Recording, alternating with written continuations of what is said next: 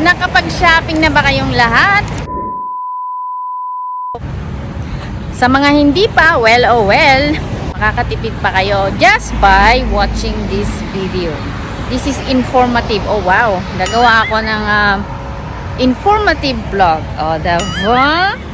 So, nakita nyo naman sa aking previous na video na I went shopping sa Vivo City and Orchard area.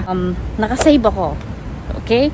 So, unexpected yung na-save ko kasi I'm not really aware. Para sa akin kasi membership. Just be a member and I don't really count na yung mga points ko or whatever na earn ko as a member. Pero, to share to you na marami pala siyang advantages no to be a member. Ayun na nga, so kung hindi nyo patapos lahat ang mga shopping activities ninyo, well, may time pa. May time pa kayo para makapag-save. So, kung kayo nga ay member or meron kayong mga membership card, mga ganyan, gamitin nyo na kasi hindi nyo alam, baka mamaya may mga points kayo doon na pwedeng magamit and makapag-save kayo. Grabe man ang eyebag natin, oy. Hindi kasi maganda ang ating pakiramdam kasi it's like flu season ngayon dito sa Singapore kasi right now ang init-init tas mamayang hapon biglang uulan. So alam niyo yun, yung weather no good la. So anyway, balik tayo sa topic. Ay may mga membership cards or member kayo ng mga shops or whatever membership na meron kayo, at kung hindi man, magpa-member na kayo kasi magagamit nyo din yan in the future. Okay, kasi nakita nyo sa previous na vlog ko, I went shopping for presents, diba, mga regalo. And nagulat ako kasi sa isang shop, yung purchases ko, nakapag-save ako ng $20. Okay, $20. Malaking bagay yun, ha.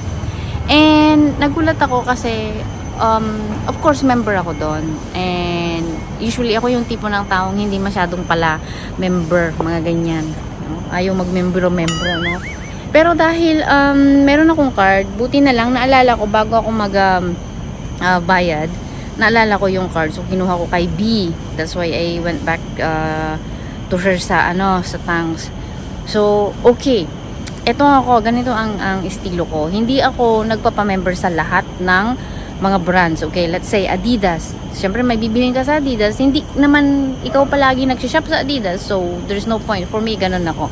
Like let's say may binili ako sa Under Armour and one time lang naman yun, so naisip ko naman na in the future hindi na ako bibili, so hindi ako nagpapa-member, ganun ako. Pero if I have this certain na brand, like let's say let's say Toys R Us, kasi I always buy presents for children.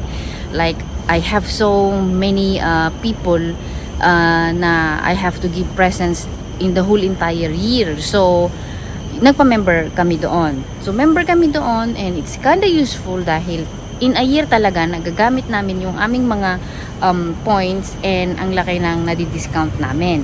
Okay. Those are just an example. Hindi ko naman sinasabing magpa-member kayo sa lahat ng sa lahat ng mga brands or ano pa man. Para sa akin, isipin mo din or pag-isipan mong maigi kung saan ka magme-member. Okay. So, those are just an example para sa akin na i-share sa inyo para during this season na Christmas giving ay magagamit ninyo at malaki ang matitipid din ninyo kagaya ko. Okay. So, another thing, no, talagang dito ko napili mag-vlog, So, tinatamad na kasi ako umakyat doon sa may swimming pool. Kaya dito na lang tayo sa gubat mag-vlog. So, another thing also na mai-share ko sa inyo kasi based on my experience, no? Based on my experience and also worth sharing para makatipid din kayo. Okay, ako yung tipo din ng taong hindi gumagamit ng credit card. Pero I have a debit card dito sa Singapore. For some people, ayaw nilang gumamit ng kanilang debit card. Mas gusto nila yung cash. Dito naman sa Singapore, ipinopromote na yung cashless basis, di ba? So for me, I feel more convenient sa cashless. I use my debit card most of my transaction. Mapa Grab, taxi, Gojek, online, shopping, online iRemit. So I use my online remittance. Okay? So yan ang ginagamit ko, ang aking debit card. Okay? And syempre, pag gumagamit ka ng debit card, of course, malalaman yan ng bangko na you are actively using your iBanking for your personal transactions. Meron kang nakukuhang mga cashbacks. So, sasendan ka ng emails na you are like this, blah, blah, blah, blah, blah, mahirap explain, 'di ba? So, I have been using my iBanking for all my transactions. And just to share it with you na I have cashbacks every single month. Okay? Hindi nga lang siya pare-parehas, pero mayroong pinakamataas one time nung mga times na ang lalaki ng mga transactions ko nung mga time na nagpapayos yata kami ng bahay or basta. And isa sa pinakamalaki yung nakapag-cashback ako na bagay yun sa every month. So lately may iba-ibang amount kasi hindi naman pare-parehas ang aking expenses every month.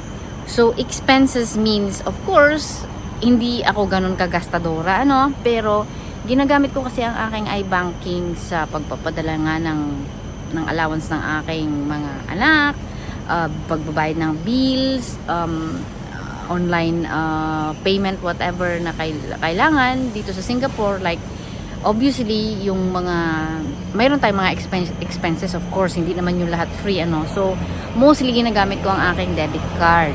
And yung Gojek, Grab, taxi means of pagko-commute, mostly ay ginagamit ko ang aking debit card. And ito naman ay hindi personal na gamit lang na i-reimburse naman yun sa akin. And in-offer ko nga ang aking Grab apps and debit card paying all this blah blah blah. And syempre just be aware kailangan lang aware kayo, and syempre be vigilant sa mga binabayaran nyo online kasi may mga taong takot nga gamitin ang kanilang online transactions when it comes to online payment kasi nga dahil may mga scam. So syempre be vigilant about all these things. Kailangan aware ka and nababantayan mo na monitor mo ang statement mo para alam mo. So be vigilant. Mayroon akong audience, may nakikinig. Okay, meron akong kasama na nagbablog. So sila ang mga background ko. Dalawang ibon nakikinig. So yun na nga, be vigilant. So kailangan mamonitor mo yung transaction mo, yung statement mo, bank statement mo para malaman mo kung ikaw o walang mga alarming na transaction na hindi mo nagagawa. Okay? So yan yung point kung bakit mayroon tayong mga iBanking apps. Mayroon tayong online na apps para ma-monitor ang ating bank statement. Okay. I'm sharing this to you. Hindi ko sinasabing you do what I do para magkaroon ng pero sinishare ko to just to inform you na mas nakaka-save kayo. Kasi may mga tao kasi na ayokong gamitin ang aking ATM card or debit card kasi mas mahirap kontrolin yung paggastos. Yun yung reason ng iba. Yung iba mas prefer nila ng cash kasi mas nako-control daw nila. Para sa akin kasi hindi yun. Nasa sayo yun. Kaya cash yan o debit card ang ginagamit mo or credit card. Wala yan sa card mo. Hindi kasalanan ng bangko mo. Hindi kasalanan ng cash na hawak mo. Kasalanan mo yan. Nasa sayo yan. Okay? Nasa sayo yan, mare. Wala sa bangko, wala sa perang hawak mo. Nasa sayo. Ayun, umalis na yung yung kasama kong nagbablog na 2 ibon. Kasi gumalaw din sila, lumipad na sila palayo. Ayun na nga. So, masasabi ko, hindi yan kasalanan ng debit card, hindi yan kasalanan ng cash na hawak mo. Kasalanan mo yan, day. 'Di ba? Medyo wala sa wala sa dami o konti ng hawak mo na pera. Nasa sayo. Disiplina yan. Pag alam mong hindi mo kailangan, wag mong bilhin. Yung kailangan mo lang ang bilhin mo, hindi yung gusto mo. Ganun yun. Para makatipid. Ha? Diba? Sana may natutunan ka sa akin. Ganon. Deserve ko to. Deserve ko to. Ay, obos day ang sahod mo. Wala kang maiipon yan. Matanda na siguro tayo, ano, kasi nasa stage na tayo ng buhay natin na mag-ipon tayo para sa ating pagtanda. Yung iniisip na lang natin yung instead na sapatos, iniisip na lang natin siguro bagong kortina ng bahay, ganyan. Mga ganong maintenance na lang. Nandun na tayo sa ganong level ng ating buhay. Na tapos na tayo sa mga wants. Ano? Nandun na lang tayo sa needs. Ganon. So, kapag nakatutok ka dun sa needs, ano, talagang sa tuktok, yung pores ko sa tuktok ang pinapakita ko sa inyo, ano. Tumigil lang ako dito kasi nakakapagod mag-vlog na naglalakad. Nakakahingal. So, huminto ako dito ng konti. Ayan, lumipat ako. Pangit yung ilawan doon. Ayun, so yung purpose nga ng video na to is to remind people na, of course, use your yung pera mo wisely and be smart. Ganon. Take advantage sa mga deals na napopromote, sa mga rewards, membership, mga points, ganyan. Gamitin mo, mapa supermarket pa yan, sa tawag nito sa debit cards, credit cards, membership cards. I am not saying na mag-credit card kayo kasi I don't really like that also. Ayoko ng utang-utang. So, for me, utang-utang is a big no. Kasi mas masarap matulog sa gabi pag wala kang utang na binabayaran, day. Okay, sige, mas maganda yung kung may gusto ka pag-ipunan mo. This one is my mantra, no? Save up para sa gusto mong bilhin. Hindi yung uutang ka para makuha mo na yung bibilhin mo. No. That's a big no for me. Oh, maganda yung ilawan doon. Balik tayo. So, ganun ako. No utang is equals to peaceful life. Ayan. Atras tayo ulit. Pangit ng ilawan talaga. Oh, sige, hanggang dito na lang, and I hope you guys learned something dito sa video na to, and have a nice day and Merry Christmas sa inyong lahat. Bye!